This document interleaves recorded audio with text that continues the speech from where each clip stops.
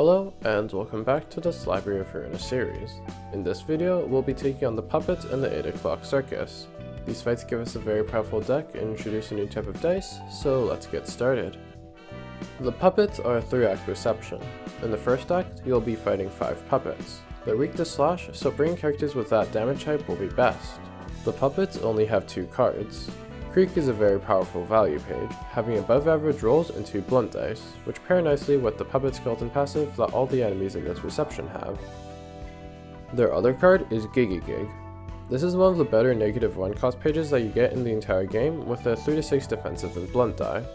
Now you can see why I hate on 2 costs with 2 3-7 dice without a decent effect. Anyway, this act shouldn't give you any trouble as long as you're aware of which puppets are using Creek and which are using Gig. The second act has you facing 2 nimble puppets. These ones are a bit more threatening. They use Gig and Creek like the normal puppets, but have 2 new cards. Mannequin is a fairly powerful page, with rolls slightly higher than Creek's, as well as inflicting a disarm if the offensive die hits. But since it only has 1 offensive die, it's not too difficult to beat when the enemies are using it, and not really worth using in most decks when you get access to the card. The last card that the nimble puppets use is Automated Movement. This card has the first counter die of the game. A bit of an oversight on my part calling a type of page counter pages, huh? Anyway, counter dice don't get used in the clash that the page to run participates in. Instead, they get stored until the next time the user receives a one-sided attack, where they'll roll like an evade dice, being reused if they win the clash. Other than the powerful counter die, automated movement is kind of like an upgraded retaliate. If you lose against the evade die, you'll be in a lot of trouble, but unlike back then, you have many cards that can easily roll higher than 9, but it's still a fairly threatening page and worth putting in your blunt focused decks. Overall, this act is a little bit harder than the first act, but you should be able to stagger or kill most of the enemies in a single scene and clean up in the next couple. Finally, the last act has you fighting the weighty puppet and 4 nimble puppets. This is the hardest act in the reception as the weighty puppet has some very strong pages. Puppet Blockade is similar to Gig, but it trades 1.5 power on its second die in exchange for costing 0. I personally think that it's a superior card to Gig, but in the end, it's up to preference. Forceful Gesture is another card in the group of weak block and powerful offensive dice, but I think that this one is the best out of the 3. The roll average is the same as Transpierce with more power in the defensive die, but the status defects it inflicts are much better than both the extra damage and the burn and protection, but if that wasn't enough, it also draws a page on use, which is just gravy. However, even Forceful Gesture isn't as good as Repressed Flesh. Not only does this page have strong rolls, but the utility it provides is immense. Drawing a page makes it an auto-include in blunt decks that don't have access to page draw other than this card and Forceful Gesture, but it also gives a decently powerful blunt counter die, hoses defensive dice on 2, and deals bonus stagger damage. This page even sees Fringe used in endgame content because it's just that good. However, it's not that great in non-blunt focused decks because you don't get as much value from all the blunt dice this page has. Speaking of, let's go over how I would actually build my blunt deck. I found that there are 2 types of deck. Both have a base of 2 Creek and 3 Light Regeneration split between Gig and Puppet Blockade. I personally use 2 Puppet Blockade for consistency and 1 Gig to potentially win clashes against low rolling 1 cost pages. Creek is just a huge value page and running 3 is viable, but you have enough light to run 4 3 costs, which are generally just better.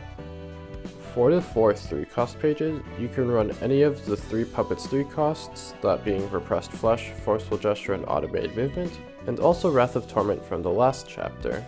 This is where the build splits up.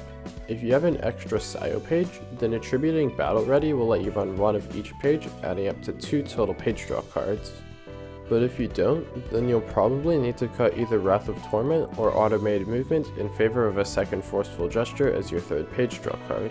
Either way, save your deck list because the next reception, the O'Clock Circus, will give you a much better vessel for this deck.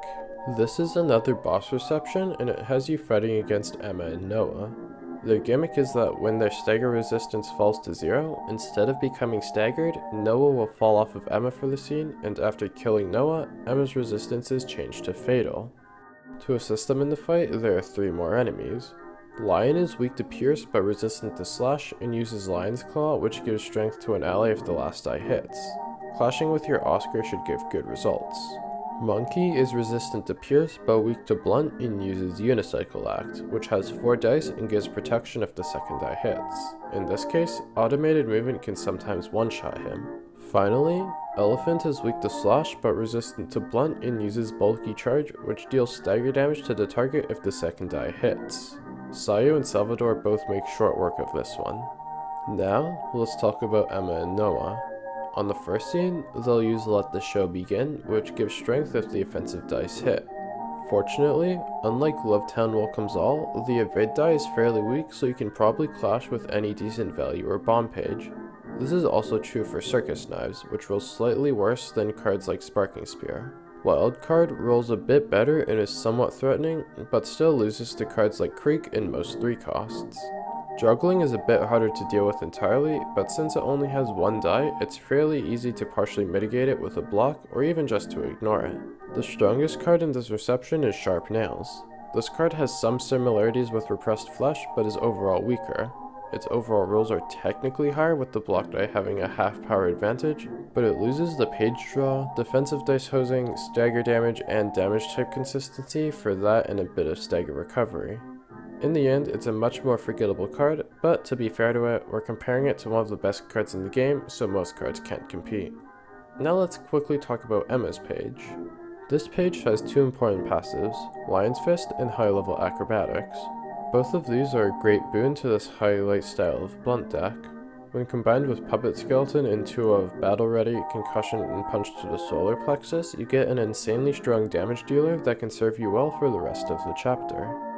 In the next video, we'll be finishing the first row of Urban Nightmare. Unfortunately, this includes, in my opinion, the worst reception in the game. I'm trying to find a way to make it more bearable, but until I do, I'll see you soon, and as always, thank you for watching.